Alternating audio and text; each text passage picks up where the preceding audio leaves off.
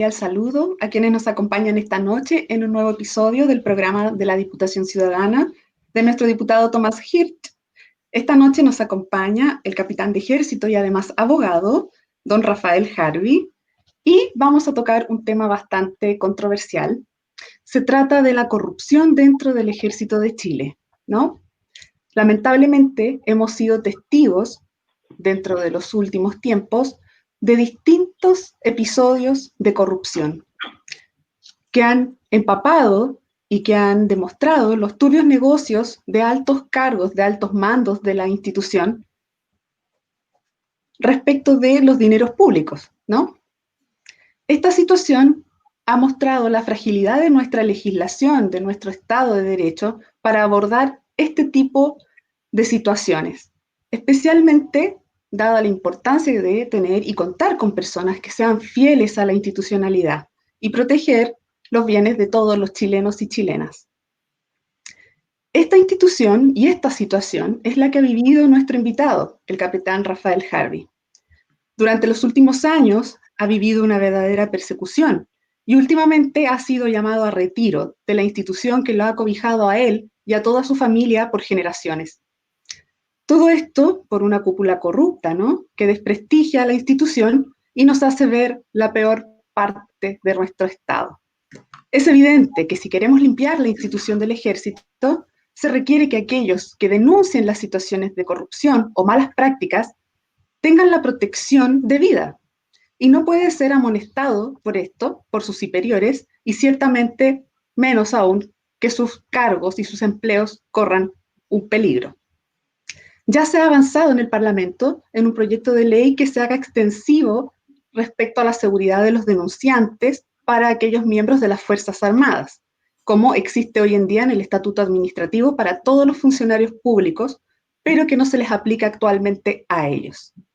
Pues bien, de eso se trata, de eso vamos a conversar esta noche, la corrupción, las Fuerzas Armadas, sus roles, derechos humanos, así que están cordialmente bienvenidos a esta conversación. Ahora los dejo con un video para que entremos derechamente al tema.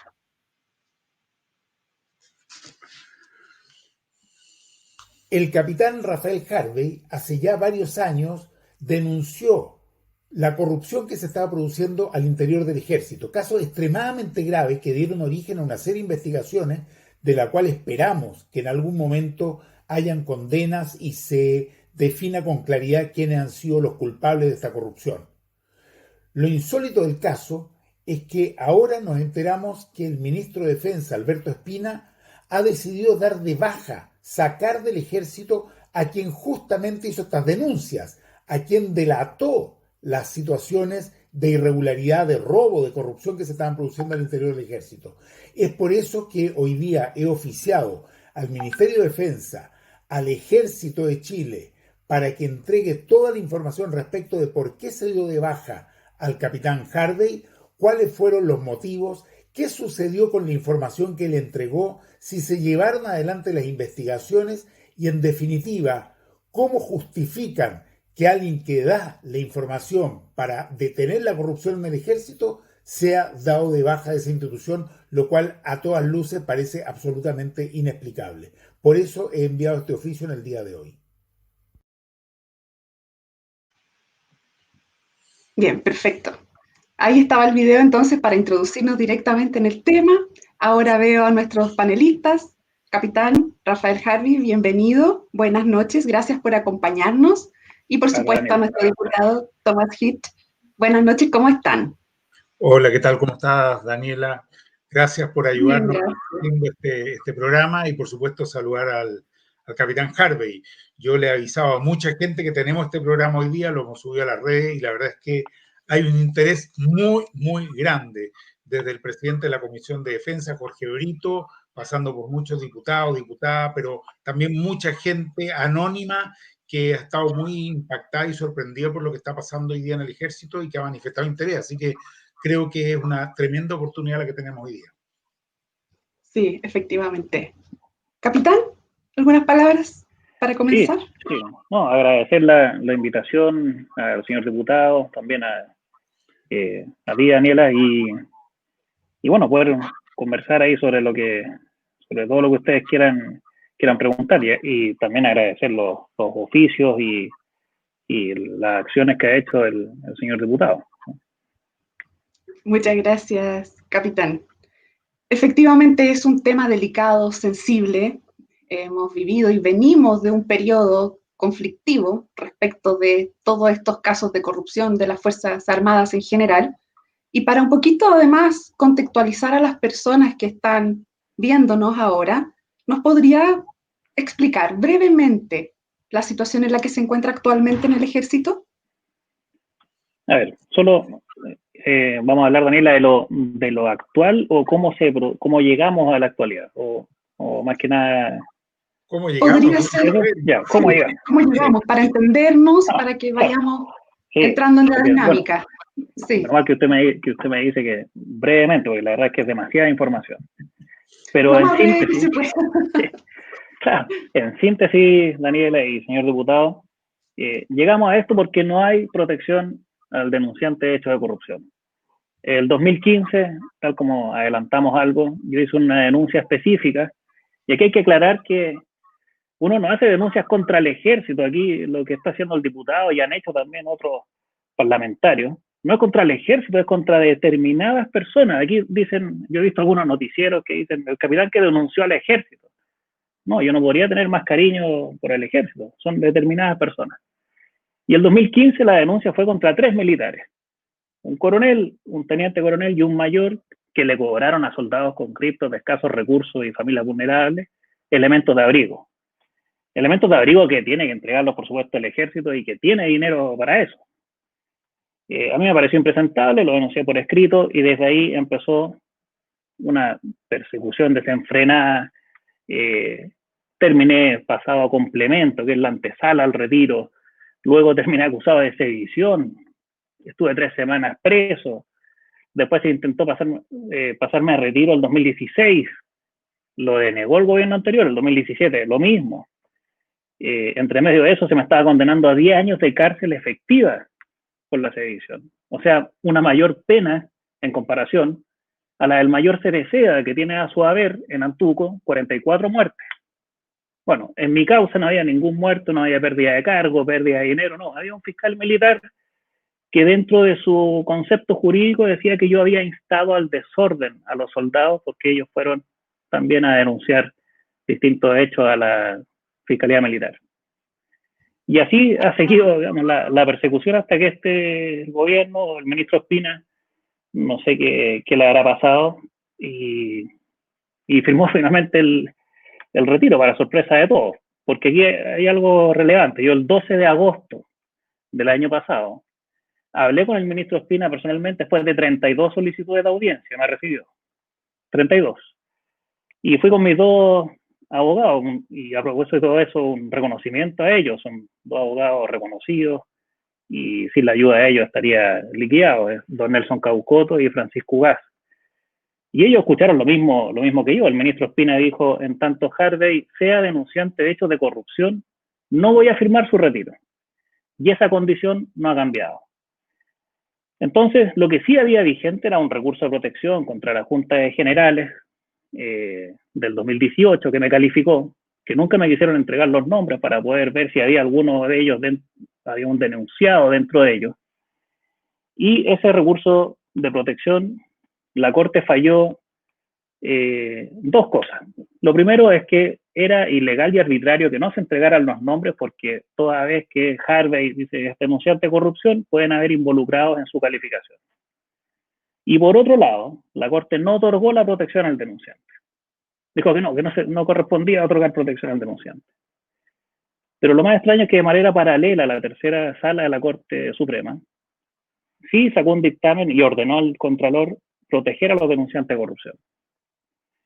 Bueno, y luego cuando se confirma esta sentencia en enero de este año, la Corte Suprema mantiene en su resolución y en su sentencia que la Junta que evaluó a Harvey sí fue ilegal y arbitraria.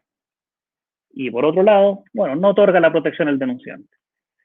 Ahora, el ministro incluso está presenciando ahí el diputado Hitch, cuando se le preguntó al ministro esta semana en la Comisión de Defensa de la Cámara de Diputados, por los motivos. Y él dijo, bueno, es que yo tengo acá una sentencia de la Corte Suprema, que en el considerando 11 dice que en el proceso de Harvey no se advierte ilegalidad o arbitrariedad. Pero al señor ministro se le olvidó leer más abajo, 11 considerandos más abajo, el considerando 22 y el final, que dice que sí fue ilegal y arbitraria la Junta y se acoge el recurso de protección del capitán Harvey. Así que, claro, fue bastante conveniente para el ministro tomar solo el considerando 11, que es solo un considerando, pero no la parte resolutiva. Y eso, digamos, a grandes rasgos, lo que nos tiene hoy día conversando, ¿no? Yo entiendo, capitán, que usted también es abogado, ¿no? Sí, efectivamente. Sí. Y como tal, me imagino también que genera una impresión respecto de todo este proceso, de esta cantidad de recursos, esta cantidad de contradicciones, ¿no? ¿Usted tiene una impresión al respecto de la justicia propiamente tal? Primero, que la justicia no puede resolver todo. No puede resolver todo. La Corte también a veces se puede equivocar, y los recursos de protección, bueno, ustedes saben, igual que yo, son a veces una revisión formal, nada más.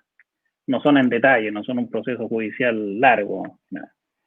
Entonces, a mí me habría gustado que quizás el ministro de Defensa hiciera lo mismo que el gobierno anterior.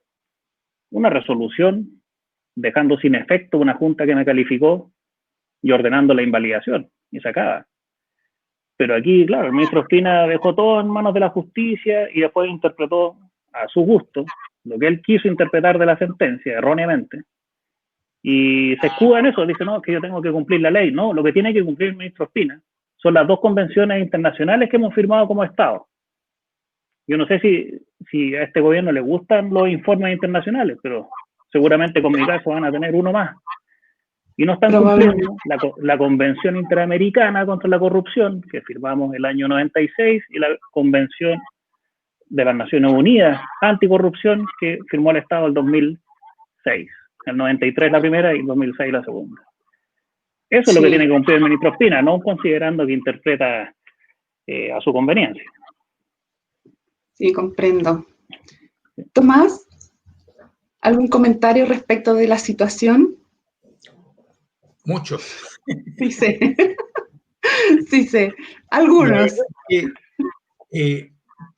Yo tengo reflexiones como las que puede tener cualquier ciudadano o ciudadana de nuestro país.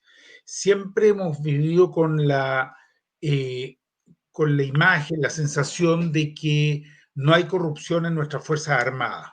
Es más, muchos fuimos muy críticos de la dictadura, pero siempre decíamos, bueno, pero corrupción no hubo. Después fue muy chocante ver que el general Pinochet se había llevado no sé cuántos millones de dólares, y de hecho fue un aspecto tremendamente chocante. De algún modo siempre se ha dicho, mira, en Chile no hay forma de sobornar a los carabineros, y el que trata de hacerlo sea preso al tiro. Sabemos que en otros países, la región, te van a pasar una multa y le pasáis un billetito y sigues camino. Yo personalmente lo he vivido eso, viajando en auto desde acá hasta Brasil, cruzando varios países, y hemos visto mucho de nosotros cómo eso sucede en Perú, en Ecuador, etcétera. No es un secreto para nadie, digamos. Y siempre se decía, pero en Chile eso no pasa, en Chile eso no pasa. Y de un tiempo a esta parte nos hemos encontrado con que efectivamente el carabinero de la calle sigue siendo un tipo tremendamente honrado. Voy a decir esta vez, lo voy a decir con cariño, el Paco. El Paco, un tipo honrado, que no está metido en cosas raras. Y el militar, y también lo voy a decir con cariño, el milico, tampoco. También es alguien que está en su tema. Pero ¿con qué nos hemos encontrado en estos últimos años? Con que en los altos niveles de carabineros, también del ejército y también de la facha, aunque algunos se lo olvidan, han habido situaciones tremendamente escandalosas de corrupciones, pero de cifras que superan todo lo que uno puede imaginar. Son números que a uno lo confunden. Cuando se habla del Paco Gate y todo lo que significó el robo, una operación en que están involucradas cientos de personas de altos mandos, insisto, de altos mandos carabineros, que montaron toda una operación para llevarse miles de millones de pesos, creo que ya va como en 30 o 40 mil millones de pesos. Cuando uno se encuentra con que en el ejército las platas que tenían el deber de administrar adecuadamente, las platas del cobre, particularmente el 10% del cobre, que es una riqueza a todos los chilenos, y nos encontramos con que se estaban malgastando, usando hasta en el casino, en carrera, a caballo, en cualquier cosa. Uno dice, ¿qué está pasando acá? Y yo me recuerdo de la facha, algunos ya no lo recuerdan, cuando de pronto se descubrió que estaban trayéndose muebles de Ratán, un comandante en jefe, ni más ni menos, de Tailandia, creo, y los traía como pertrechos militares. Entonces uno dice, algo anda muy mal. Ok, finalmente hay alguien que hace una denuncia, no a todo el ejército, como estaba bien diciendo el capitán Harvey, de una situación específica y puntual, a un coronel, a un teniente coronel y a un mayor, respecto a una situación específica, elementos de abrigo que se le están cobrando. Es decir, una cuestión que como mínimo merece ser investigada. ¿Y qué es lo que vemos de ahí en adelante? Una persecución sistemática. Vemos un ensañamiento que no tiene fin y que desde los primeros días empieza a atacar a quien hace esta denuncia de un modo que es totalmente desproporcionado, aun si no les gustara la denuncia que él hizo. Entonces, con cárcel, con amenaza de 10 años de cárcel, con la amenaza de que va a ser dado de baja de inmediato, con que lo ponen en estas listas que tiene el ejército, lista 4, no sé qué. En definitiva, ¿qué es lo que mira uno como ciudadano? Insisto, yo no soy un experto en Fuerzas Armadas. El capitán Harvey lo sabe, tampoco es que soy un amante de las Fuerzas Armadas, yo soy de los que siempre he estado planteando más bien en discusión con las Fuerzas Armadas y con la necesidad de reducir los presupuestos bélicos, una serie de temas. Pero al menos uno dice, cuando hay alguien de la misma institución que hace valientemente, o ni siquiera digo valientemente, como corresponde, una denuncia respecto a una situación como esta, uno dice como mínimo los altos mandos van a escuchar, van a investigar. Yo vi al ministro en la sesión de la Comisión de Defensa de esta semana, que fue ayer o anteayer, dar un discurso que no tenía nada que ver con la situación, en la cual decía que él estaba absoluta y totalmente por la probidad, por la limpieza, por investigar cualquier situación, pero en la práctica no es lo que ha hecho. En la práctica lo que está haciendo es atacar, sacar, eliminar, borrar justamente a quien ha hecho una denuncia que tiene que ser investigada.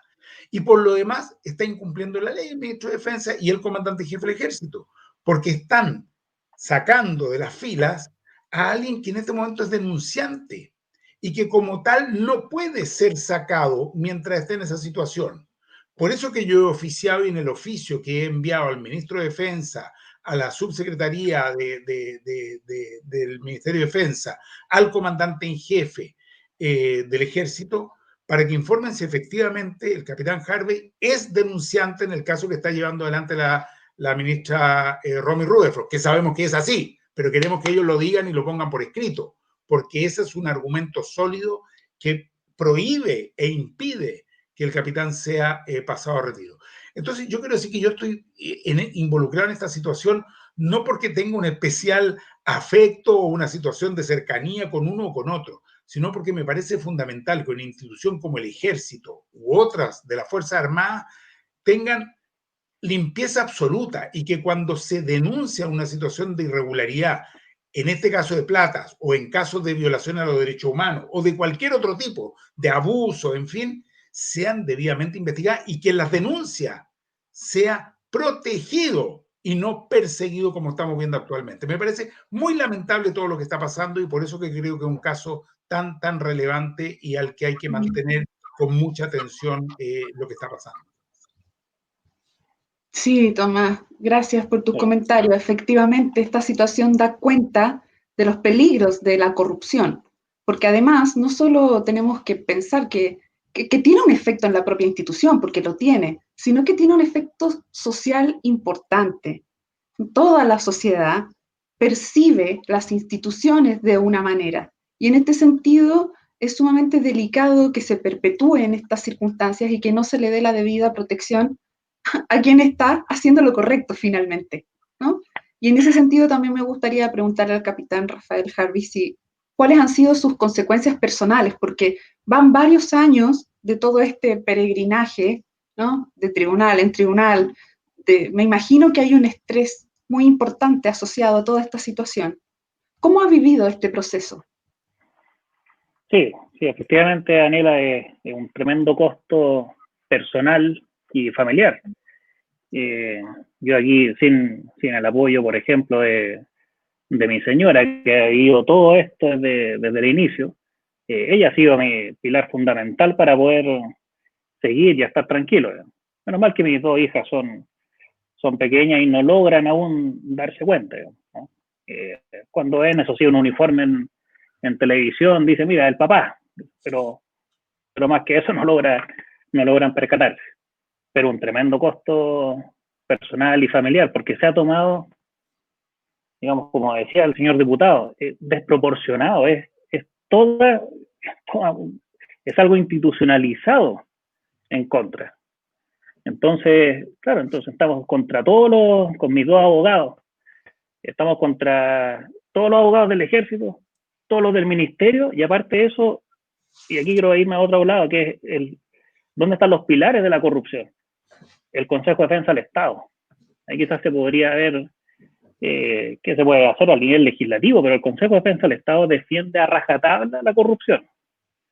Y ahora me acuerdo de otra cosa, que hablé con la ministra Romy Rutherford, cuando se iba a ver la libertad, un recurso del general Oviedo procesado por la malversación de 4.500 millones, el Consejo de Defensa del Estado, que tenía que representar a la ministra Rutherford en el Tribunal Constitucional, no llegó al alegato. Y fíjese que para alegar en contra mía de cosas menores, porque realmente estamos hablando de cosas menores y no de tanta relevancia social, no faltaba nunca. Y el Consejo de Defensa del Estado siempre, en las causas que hemos estado con mis abogados, ha dicho, no le otorgue protección al denunciante, rechaza el recurso de Harvey. Ese es el tenor del Consejo de Defensa del Estado. O sea, uno dice, ¿cuáles son los intereses del Estado? ¿Por qué el Consejo de Defensa del Estado entiende que los intereses del Estado son los del ejército, digamos, los de una minoría? No, tienen que ser los intereses del Estado. Y el Estado comprende a todos los chilenos. Así que es uno de los pilares de la corrupción. Y otro de los pilares que yo he definido de la corrupción es la justicia militar. La justicia militar se tiene que eliminar. No es coincidencia que las dos instituciones que tienen a su haber los mayores fraudes de la historia republicana, sea Carabineros y el Ejército. No es coincidencia. Es porque son castrenses y porque están afectas al fuero militar, a la justicia militar. No por nada, o no por nada la PDI es distinto. La PDI puede tener un par de casos de corrupción, pero caben en 2 ceros, no en 3, 4 cifras. Así que es distinto, y es por eso, es por la justicia militar, por el legítimo temor que tienen los inferiores de denunciar, porque todo termina en los intereses y en los fines de la justicia militar. Cualquiera que se salga de los intereses de un superior, justicia militar. Insubordinación, incumplimiento de orden. Y ahí la justicia militar tiene una opacidad impresionante. Los fiscales militares son de grado mayor y son evaluados año a año por las juntas generales. Por eso que convenientemente muchos militares que han sido encausados en distintas causas de fraude y de malversaciones quieren siempre quedarse en la justicia militar. Siempre, no en la civil. Ese es uno de los pilares de la corrupción, la justicia militar. Digamos que la propia institucionalidad, así de profundo es. Claro. ¿No? O sea, hay una corrupción institucionalizada y una defensa corporativa de la misma. Y yo le hice una pregunta, esto es interesante, le hice una pregunta al subsecretario, don Alfonso Vargas, el nuevo subsecretario para las Fuerzas Armadas. Le hice una pregunta en una audiencia el 6 de febrero de este año, cuando todavía había audiencias personales, en persona. Y le dije, señor subsecretario, yo le quiero demostrar con una pregunta qué tan institucionalizada es la corrupción. No todos, pero sí está institucionalizado. Le dije, y tenía 2 abogados de la subsecretaría ahí mismo al lado del subsecretario. Le dije, señor subsecretario, si uno tiene que hacer una denuncia que involucre a un comandante en jefe de las Fuerzas Armadas, de cualquiera de las ramas, en corrupción, ¿ante quién denuncia? No tuvo idea, señor diputado y Daniela, no tuvo idea de qué responder. Dijo, no sé, no tengo idea. Y fue subsecretario 4 años en el gobierno del presidente Piñera antes. No tenía idea. Entonces, los abogados tampoco. Yo le dije, mire, déjeme hacer el ejercicio según mi experiencia personal. Si usted tiene antecedentes de corrupción que involucran a un comandante en jefe, intenta presentarlos al Ministerio Público, al fiscal Abbott. por ley se va a inhabilitar porque es del fuero militar. Va a decir, se remiten los antecedentes al juzgado militar.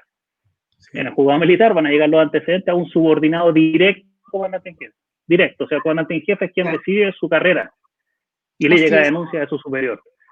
Por supuesto que la va a archivar y van a liquidar al denunciante.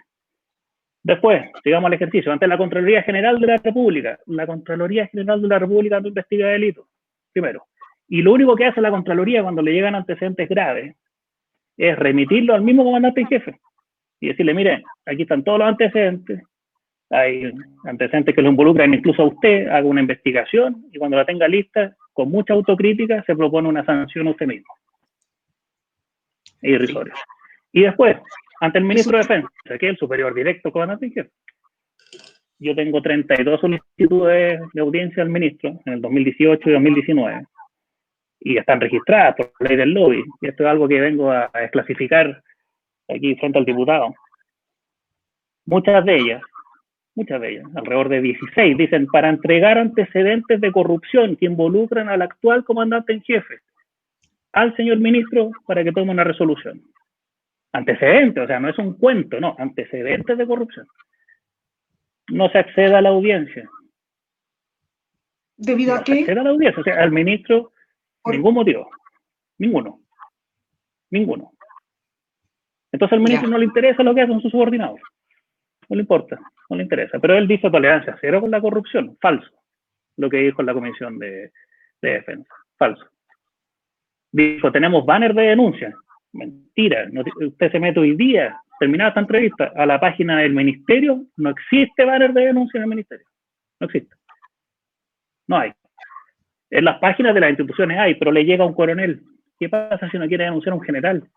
Y no hablemos que estamos hablando de otro planeta con denunciar a un comandante en jefe, porque es algo sintomático. El año pasado tuvimos 2 comandantes en jefe presos simultáneos.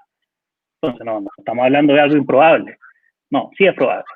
Y tengo algo, aquí termino con esto. El 16 de mayo, muy pocos días atrás, me llegó una certificación por transparencia, después de un año de haber pedido al ministerio esta información, no la querían entregar, en donde yo pregunté cuáles son las medidas de protección que este Ministerio de Defensa del actual gobierno tiene para con los denunciantes de un hecho de corrupción.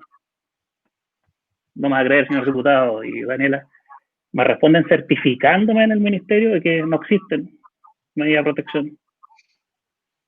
No existen. Reconocieron una realidad. O sea, un ejemplo. Complejo.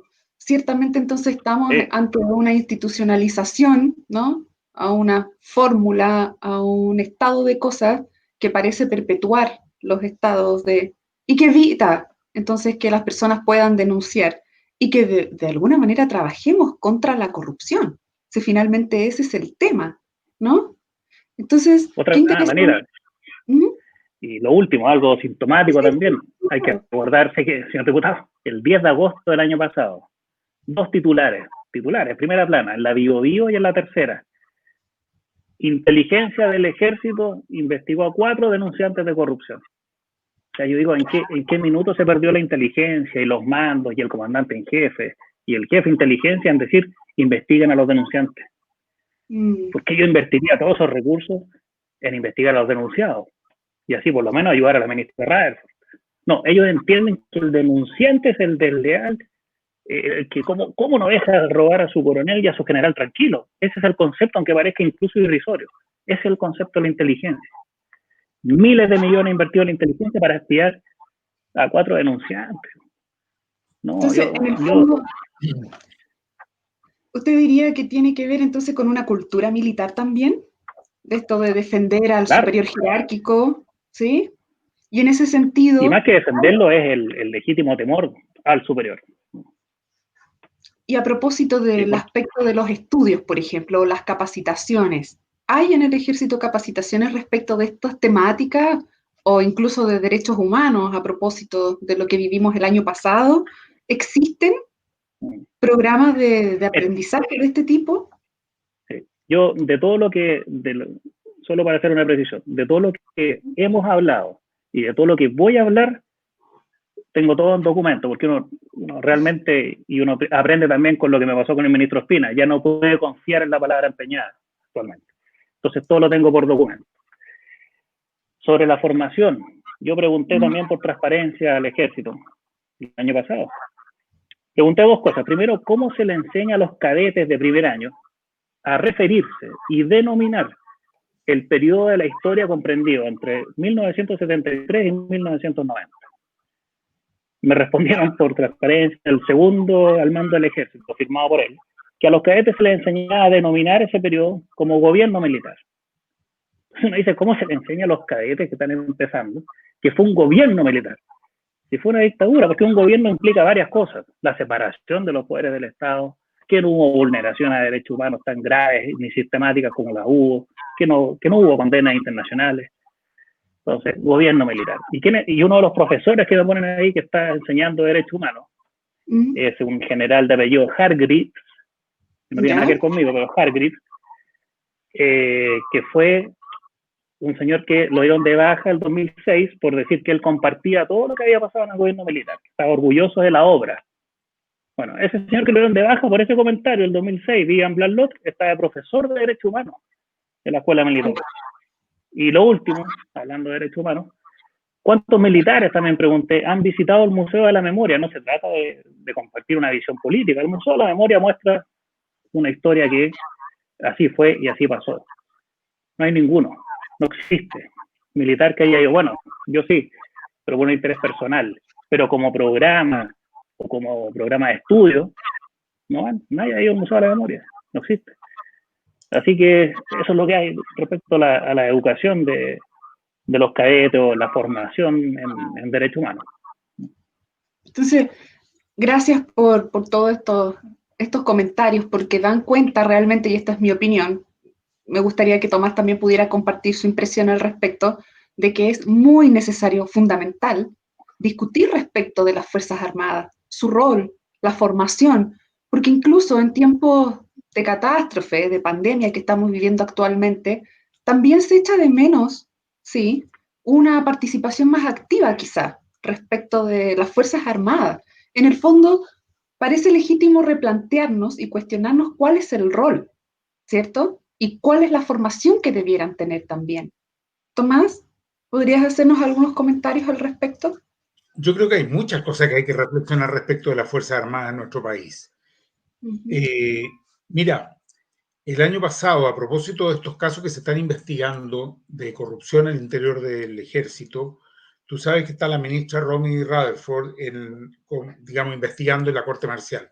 A ella se le terminaba el periodo para estar en la Corte Marcial ahora, el 31 de diciembre, y por lo tanto iba a ser reemplazada y no iba a poder seguir ella investigando. Pues bien, nosotros tuvimos que pasar una ley para impedir que la sacaran porque había un lobby operando impresionante para que no siguiera investigando.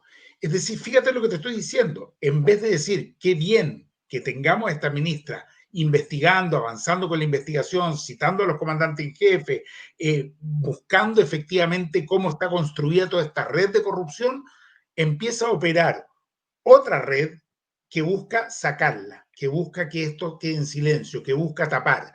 Tenemos un ministro que nos dice que está por la transparencia, que está por la probidad, que está porque no haya ninguna situación de corrupción y sin embargo se la trata de sacar.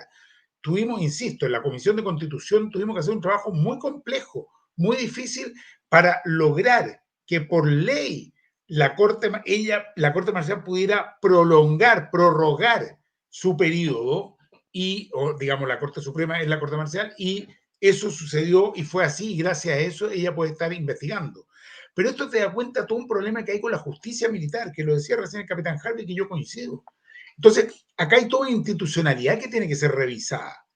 La justicia militar hoy día no tiene ninguna razón de ser salvo autoprotegerse, ¿no es cierto? Evitando ir a la justicia civil.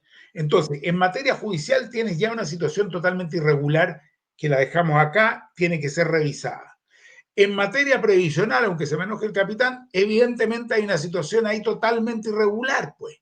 O sea, durante la época de la dictadura, los militares crean un sistema previsional, ¿no es cierto? Pero quedan todos adentro, menos ellos. Y uno diría que ellos quedan afuera, pero quedan en peores condiciones. No, quedan en mejores condiciones. Hay explicaciones que tienen una situación distinta, menos años, lo que tú quieras. Pero en definitiva tenemos una irregularidad tremendamente grande. Hoy día yo he oficiado justamente esta semana respecto a los hospitales de las Fuerzas Armadas, porque estamos en una pandemia nacional, el ministro de Defensa dice que los hospitales están totalmente disponibles, pero yo no tengo por qué creerle al ministro de Defensa, si a esta altura tengo un signo de interrogación gigantesco con el ministro de Defensa, pues. Entonces estamos oficiando para que se nos informe cuántas camas hay, cuántos respiradores hay, ¿están al servicio de la comunidad o están guardados ahí en exclusividad para alguna gente que tiene algún tipo de privilegio? Entonces tienes un tema con la salud. Mira, ya estamos hablando de la justicia, estamos hablando de la previsión, estamos hablando de la salud. Y así tú puedes ir recorriendo los distintos temas. El tema de la formación, que decía recién el capitán. ¿Cuál es la formación que tienen? ¿Quién tiene una mirada y una tuición sobre esa formación? Cuando resulta que hay algún...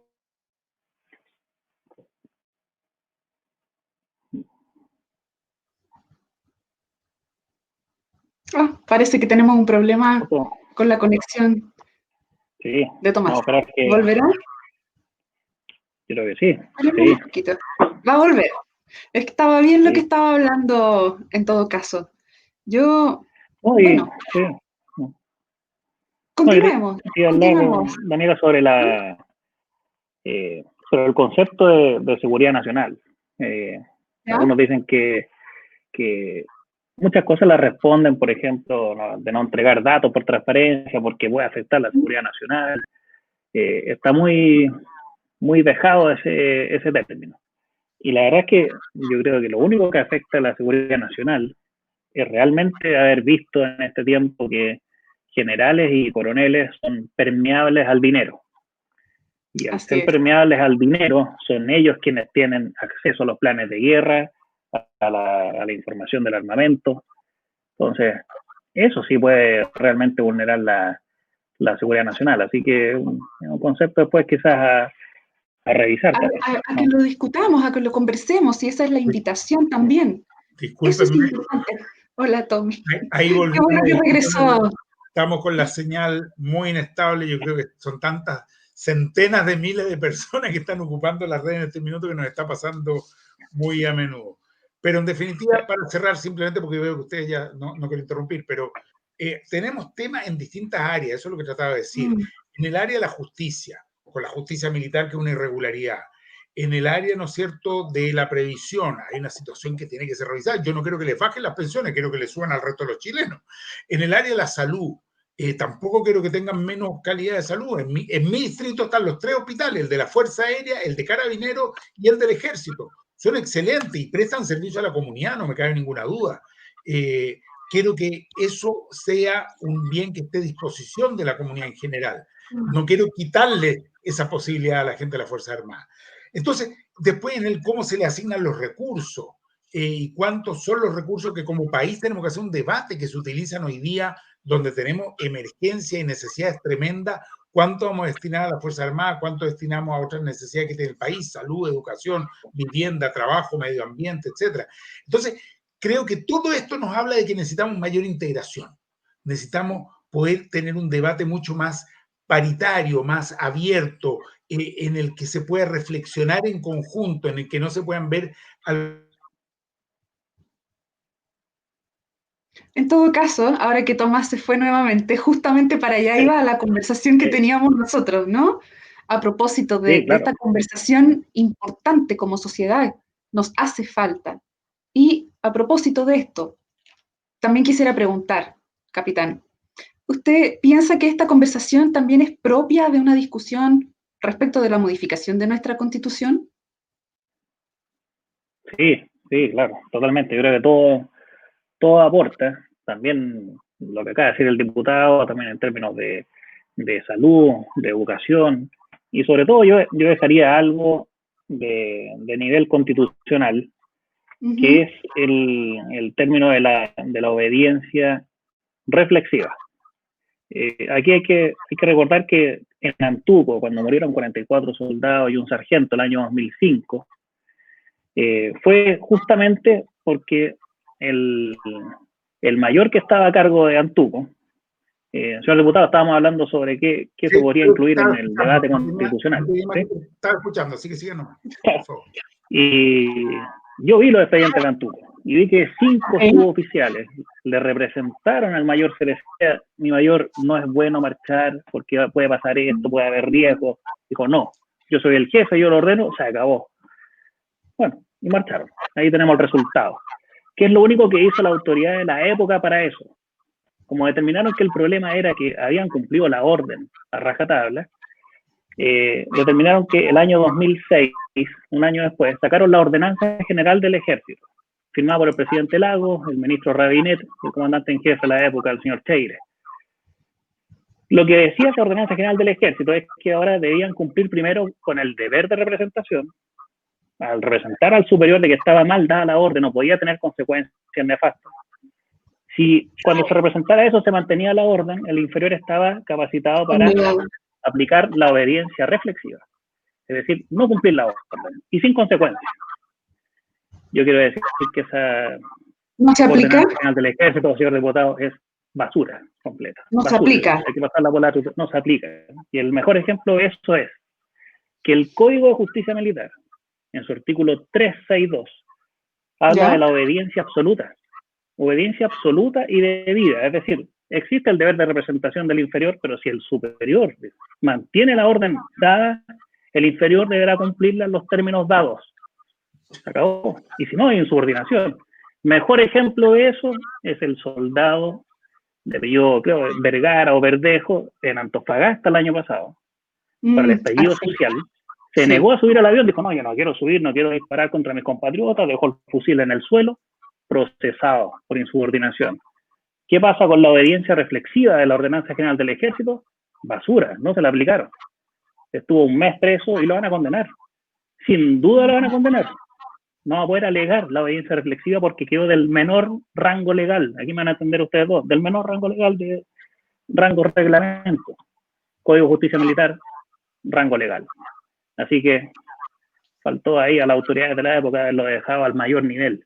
Y esta obediencia debida, esta obediencia absoluta va en todo sentido y va en pos de la corrupción. Por eso que la gente no denuncia. O sea, nadie sabía, por ejemplo, aquí lo llevo ahora a la corrupción, nadie sabía de las fechorías del general Oviedo, del general Pantealba. Por supuesto que lo sabían. Ahora, ¿los oficiales tenían alguna posibilidad de denunciar eso? Ninguna. Ninguna. Es decir, nuevamente, la institucionalidad entonces está para amparar aquellas conductas, ¿no? Finalmente eso es lo que podemos concluir de esta conversación. O sea, la reflexión obligada es obligada. Debemos reflexionar respecto del funcionamiento de nuestras Fuerzas Armadas. Tommy, ¿podrías continuar con lo que estabas hablando? O capitán, como usted... No, el último ejemplo haciendo una comparación. Ahora hemos visto recientemente en Estados Unidos la Guardia Nacional, pero son militarizados. La Guardia Nacional haciendo reverencia al pueblo, digamos, a la ciudadanía, arrodillado, de uniforme, mimetizado, de combate.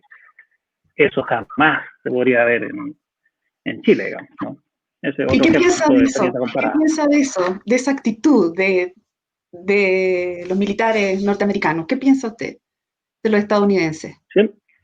Siento que de partida, bueno, los militares norteamericanos no tienen mucho problema de corrupción, son muy admirados por su ciudadanía en general. Cuando pasa un militar de uniforme en el aeropuerto, los agentes lo aplauden o se levanta, sienten que son su héroe, eso falta acá.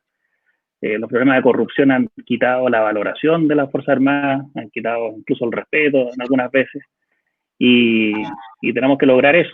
Ahora, lo que hacen ellos es porque entienden que defienden a su pueblo, es decir, el ejército norteamericano sale de la misma ciudadanía, que es lo mismo que acá. No son un ente aparte, no viven aparte. No. En cambio, nosotros los militares, no una crítica, es una realidad. Tenemos colegio militar, hospital militar, villa militar, toda parte. Estamos integrados a la sociedad. Al tejido social. Efectivamente. Sí, claro. Estamos distantes, estamos lejos. Ustedes, los militares y los civiles, ¿no? Es importante que conversemos. Sí. Fíjate que ¿se me escucha? No sé si estamos con... ¿Sí? Sí, se escucha. Escucha, señor diputado. No, en estos días, y hoy día particularmente, he estado viendo mucho la televisión de Estados Unidos. He aprovechado que he tenido el tiempo, he estado muchas horas mirando eso. Y particularmente en CNN han habido al menos 10 entrevistas a generales, excomandantes en jefe o jefes del Estado Conjunto Mayor de Estados Unidos. Es decir, estamos hablando de los generales más alto rango. O el que estuvo a cargo de la fuerza de Afganistán, el que estuvo a cargo de la fuerza en Irak. O sea, estamos hablando de los principales jefes o autoridades militares de Estados Unidos. Y me ha impresionado muy, claro, son los que ya están en retiro, son los que están en retiro. Pero me ha impresionado con qué claridad han hablado y se han referido efectivamente a las barbaridades que ha estado haciendo y diciendo el presidente Trump. Y lo dicen con mucha franqueza, pero además con mucha reflexión y mucho análisis. Muchas veces vemos, y yo me incluyo entre ellos, a los soldados norteamericanos por sus actuaciones fuera de Estados Unidos y los criticamos muchas veces por lo mismo, digamos, y que invaden, que han estado, digamos, produciendo situaciones de derrocar gobierno, en fin. Pero dentro de Estados Unidos jamás han actuado, nunca. Y este llamado que hace Trump, ¿no es cierto?, para sacar a los militares, que por lo demás contraviene la Constitución de Estados Unidos, porque él se basa en una ley de 1807, pero que lo que dice es que los gobernadores tienen que llamar, solicitar al presidente de la República. Él se salta esa frase. Se salta esa frase como hace aquí la Corte Suprema, que se salta algunos de los considerando.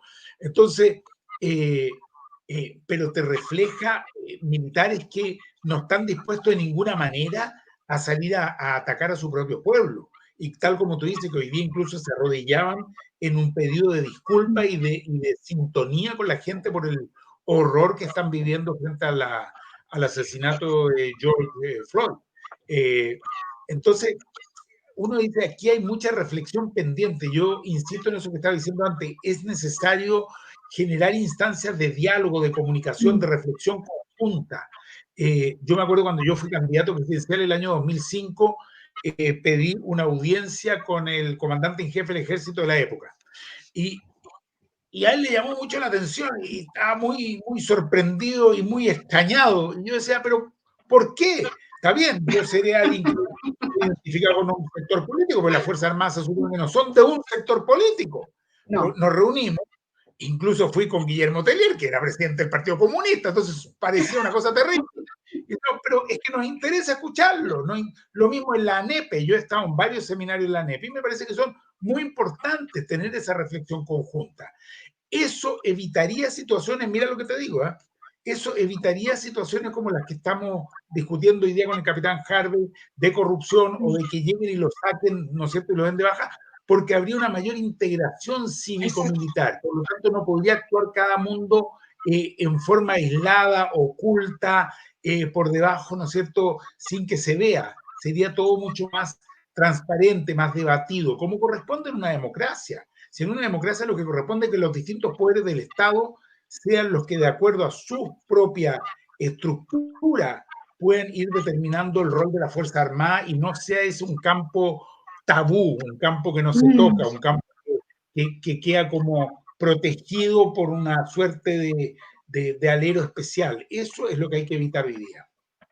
Y eso es muy importante también, Tomás, si pensamos en la legitimidad de las instituciones, en la opinión pública.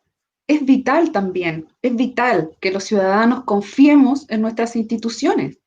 Es una cuestión que también está relacionada con la propia gobernabilidad. O sea, ¿qué creencia o qué, y quizá voy a ser un poco extrema con esto, respeto puede tener la ciudadanía respecto de una institución que se sabe que ha robado millones de millones de millones de millones de pesos, pero que no hay ningún responsable respecto de eso? ¿Qué confianza respecto de la justicia, de la institucionalidad? Finalmente es de la propia sociedad. O sea, es un tema muy, muy importante. Y yo también concuerdo además, que es vital conversar. Además, una cuestión muy breve, Daniela, pero para pasarle la palabra al capitán. Además, ¿qué es lo que pasa al interior de la institución? ¿Qué le pasa a un cabo? No sé, yo no me sé lo que Obvio. cuando ve que el comandante en jefe tiene 32 autos, pues. Cuando ve que tiene 16 propiedades, y cuando dice, no, es que esas son con mis ahorros, pues vamos, ¿qué ahorros? Entonces, ¿qué le pasa a él? Es lo mismo que le pasa al carabinero de la calle. Yo vi gente, yo lo vi, gente que le decía, oye, ¿qué venía a pasarme un parte si los generales ahí están robándose a mano llena todo? Y el pobre Paco diciendo, oye, pero eso no tiene nada que ver conmigo. Pero evidentemente eso produce un daño muy grande al interior de la institución. O sea, ¿con qué cara sale, ¿no es cierto?, un carabinero, un militar, un aviador, cuando sabe que quienes dirigen esa institución están involucrados en situaciones tan irregulares y tan inmorales como las que hemos visto? Yo, para contar una experiencia muy breve, bueno, yo soy abogada, somos colegas con el capitán. Recientemente tuve una conversación con un carabinero en una comisaría donde él muy respetuosamente me explicó que él tenía todas las ganas de cumplir la ley porque él era una persona seria y responsable que amaba su institución y que él de verdad quería hacerlo, pero no podía. Y yo me sentí muy tocada y sensibilizada por este comentario, porque él de alguna manera estaba defendiendo su labor, que en ningún caso yo la cuestioné, ¿no? Yo simplemente estaba haciendo mi trabajo, pero él estaba muy sensibilizado y preocupado por la percepción que tenía el resto de lo que él estaba haciendo. Entonces, claro, yo puedo entender que esta persona realmente hace su trabajo bien, pero si está inserto en una institución que está totalmente mellada, ¿no? Es complejo. Y por eso también me parece que es muy difícil la situación personal del capitán Harvey que tenemos acá, porque también entiendo que él viene de una familia militar, o sea, hay una historia, ¿no? Varias generaciones, entiendo. Entonces también hay un pesar moral de los sentimientos, que no solo se refleja en un aspecto laboral, que también es importante, pero que esto va mucho más allá, ¿no? Eso les quería comentar. Y mire, me informan que hay algunas preguntas en las redes sociales, ¿ya? Por la hora vamos a pasar a las preguntas, ¿ya? Para que no se nos pase, por favor. Si las pueden poner, aquí está. Acá tenemos una pregunta de Cristóbal Carrasco. Espero que la acción de este hombre honesto haya dejado ejemplos al interior de su institución armada y más hombres como él denuncien los abusos. Es una reflexión interesante. Yo iba a hacer la misma pregunta. Si tenía conocimiento de que esta acción valiente, en realidad que es correcta, pero bueno, valiente dadas las circunstancias de la institución, ha motivado a que otras personas también levanten denuncias. ¿Ha tenido conocimiento de...? Al contrario, lo que hizo el ministro Espina no ha hecho más que inhibir y crear el legítimo temor en el personal de nuevo, porque sabe lo que les espera. Lo saben. Yo hablaba con suboficiales, sargentos, también me han llamado en esta época, en estos días, y me dicen, mi capitán, ¿usted cree que alguien se va a atrever a denunciar? Si el camino es directo, que no lo asciendan a complemento, de baja, preso, por ningún motivo. Por ningún motivo, ninguno. Así que... Qué lamentable. Acá tenemos otro comentario de Mario Recabarren. Dice, ok, un tema es la formación, pero es de muy largo aliento. La clave está en destapar la alcantarilla y sacar toda la basura, para luego reformular a la institución y todas las demás que se han manchado y llenado de podredumbre. Yo creo que muchos pensamos como Mario, la verdad. Es importante. Sí, yo quiero decir eso solamente una cosa. Yo lo único que sé es que en este caso no lo vamos a dejar pasar así nomás. Es decir, la Comisión de Defensa, presidida por el diputado Jorge Brito, está decidida a que al menos se haga todo lo posible para conocer cuál ha sido la motivación del ejército, del comandante en jefe y del ministro de Defensa para cursar esta baja del ejército y hacer todo lo posible y lo necesario, además, para revertirla, porque creemos que efectivamente es un caso que en lo personal es muy, muy dramático para el capitán Harvey, pero además es una señal tremendamente dañina para el ejército completo y para la sociedad completa, porque es el capitán, porque esto inhibe a cualquier otro miembro de las Fuerzas Armadas a denunciar situaciones de las que esté enterado por el temor efectivamente a la represalia. Entonces, por eso es tan importante seguir adelante con este caso. Sin duda, Mire, sin duda. Daniel, la edición reputada, algo muy, muy breve y en esa misma línea. Insisto, todo esto, digamos, no es que nosotros lo estemos conversando sin base. No, claro. El año pasado también, aquí pedí por transparencia al ejército que me certificaran cuántos denunciantes habían que hayan hecho denuncia en contra de un superior por hechos de corrupción. Por último, si no me daban la identidad, dije en subsidio que me entreguen la cantidad de denunciantes. Me respondieron con un certificado firmado por la segunda antigüedad del ejército que dice, buscado en los registros del ejército, no existe ninguna denuncia del 2015 en adelante. Ninguna. Cero. O sea, ni siquiera esto voy, porque uno tiene que dejar registro para aprender de sus errores. Ni siquiera estaba registrada la mía. Ni siquiera estaba la mía. Yo la hice por escrito, con timbre, pasé copia a todos, tengo registrado, ¿no? No existe. Certificado de búsqueda. No existe. Qué grave. Entonces, mire, es gravísimo. Gravísimo. Gravísimo. Ahí hay otra pregunta. Sí, hay otra pregunta de Manuel Manolo.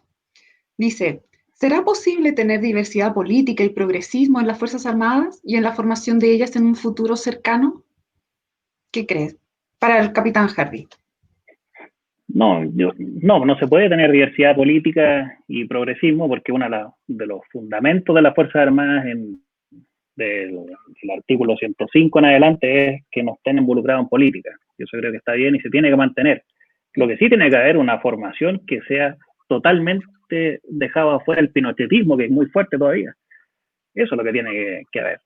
Hace poco, en un recurso de protección de don Luis Mariano Rendón, que está a cargo de la memoria histórica, un programa que tiene él, él puso un recurso de protección para sacar las imágenes del Momo Contreras en la Academia de Guerra y en Tejas Verdes. Y el comandante en jefe actual se oponía tajantemente. Sí, se negaba tajantemente, hizo un recurso al Consejo de Defensa, con abogados, no podemos sacarlo. Y finalmente la Corte Suprema le ordenó sacarlo, pero ellos no querían sacar las fotos de Momo Contreras, por ningún motivo. Así que, yo tuve la oportunidad de ver un ejemplo más. Es impresionante ver todo el trabajo para hacer una defensa de algo que en realidad no tiene ninguna lógica, realmente. Claro. Sí. Acá tenemos otra pregunta de Efren Osorio.